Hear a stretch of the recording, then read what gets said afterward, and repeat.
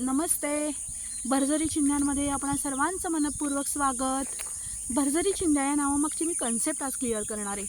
मला 1760 उद्योग करून बघायची सवय आहे. म्हणजे मला काही आवडतं. मी हॉटेल 2-3 वेळा ओपन करून बघितलं, पण नाही. त्याच्यामध्ये गेल्यावर कळतं की काय चुकतं. आणि मी प्रत्येक एपिसोडमध्ये प्रत्येक व्यवसायाचे माझे अनुभव शेअर करणार आहे. मी टेलरिंग क्लास खूप वेळा लावला, मी डान्स क्लास लावला, मी भरतनाट्यम लावलं. मी भरपूर शिकते. आणि आत्ताचं रिसेंटली माझे सर आहे शिरीषजी महाबळे, 22 इन्स्ट्रुमेंटचा बादशाह आहे तो. आणि मी त्यांच्याकडे गिटारचा क्लास लावला होता. 3 महिने झाले. त्या गिटारच्या तारांनी माझ्या मेंदूच्या तारा हलवून टाकल्या. मला काहीच आलं नाही. 3 महिन्यानंतर मी सरांना म्हटलं मला बासरी शिकायची, कारण आमच्या क्लासला अनुराग नावाचा एक छोटा मुलगा आहे, तो सुंदर बासरी वाजवतो. मी सरांना म्हटलं सर बासरी शिकवा, नुसतीच फुंकर मारायचे. आमचे सर क्षणभर स्तब्ध उभे होते. बहुतेक त्यांनी माझ्या अकलेला श्रद्धांजली वाहिली त्यावेळेला.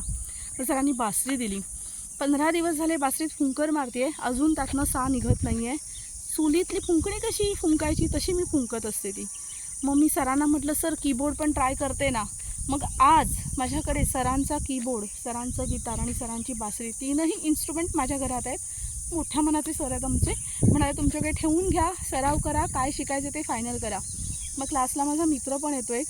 तो म्हणाला की तू दर आठवड्याला एक असे 22 इन्स्ट्रुमेंट ट्राय कर. काहीच नाही जमलं तर शेवटी खालूबाजा शिक, गावच्या होळीला उपयोग होईल.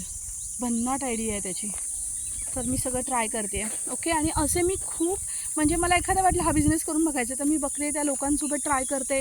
मग कधी कधी वाटतं की शिकण्यासारखं खूप आहे, पण ही लोकं झुलाड आहेत यार, आपलं नाव खराब होईल. मग मी तिथून बुजा बिस्तारा गुंडाळते की नाही, आपल्याला नाही करायचं. आणि असं मी सतत नवीन काहीतरी करत असते की एकही महिना जाणार नाही की मी नवीन काही ट्राय केलं नाही. आणि मला त्याचं काही वाटत नाही. लोक हसलं, लोकांचं काय जात आहे. माझी ऊर्जा, माझा वेळ, माझे पैसे, माझी बुद्धी, मला त्यातून खूप छान ज्ञान मिळतं आहे. कोणतंही फील्ड आहे ज्यातनं तुम्ही काय घ्यायचं ठरवलं ना, तर ते तुम्हाला लाँग लाईफ लेसन ठरतो. आणि तुम्ही ते इतरांचं आयुष्य बदलण्यासाठी त्याची फार मदत होते.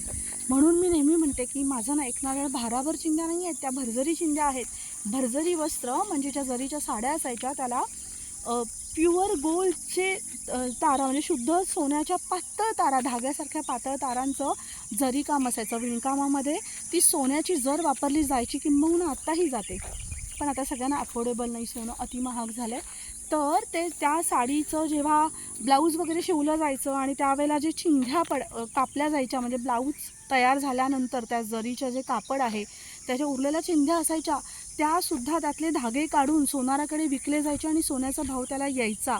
म्हणजे त्या चिंध्या इतक्या व्हॅल्युएबल आहेत, इतक्या किमती आहेत की सोन्याचा भाव त्याला मिळतो.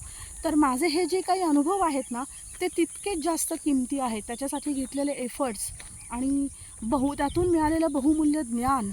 म्हणून त्या इतरांना जे वाटतं की हिचं एक नारळ भाराभर चिंध्या, त्या माझ्यासाठी खरंच भरजरी चिंध्या आहेत.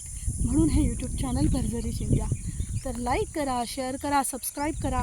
आणि तुम्हाला ज्याही विषयावर माहिती हवी असेल, मार्गदर्शन हवं असेल, मला जे काही ज्ञान आहे ते मी जास्तीत जास्त योग्य पद्धतीने देण्याचा आणि शुद्ध देण्याचा प्रयत्न करेन. ओके. तर please like, share and subscribe भरजरी चिंध्या. धन्यवाद.